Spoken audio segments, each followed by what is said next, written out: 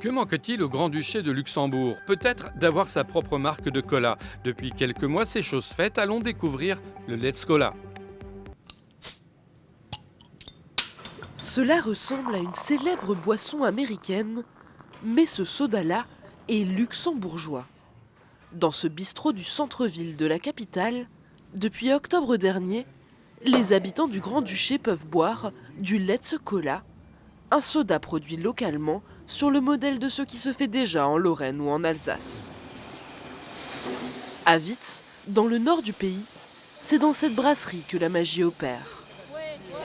On ne comprenait pas pourquoi il n'y avait pas de soda au Luxembourg, en sachant que dans toutes les grandes régions françaises comme la Bretagne ou autres, il existe des colas alternatifs.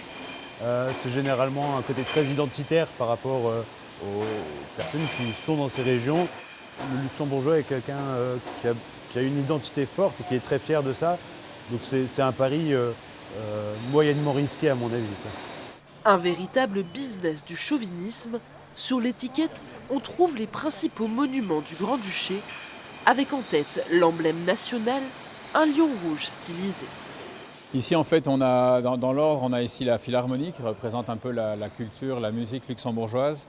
On a la basilique d'Echternach, le château de Vianden, la Coque pour le sport, la Gueulefra, le Port Rouge et les Draaieschelen, c'est un musée luxembourgeois.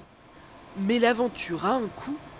Dans cette brasserie bicentenaire, il a fallu investir plus d'1,5 million d'euros pour ouvrir ces 2 lignes de production de soda.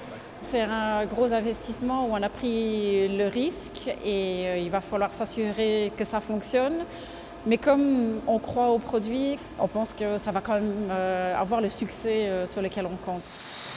Les producteurs souhaitent désormais exporter le Let's Cola en France. Selon eux, plus de 120 000 bouteilles ont déjà été écoulées depuis le lancement de la marque.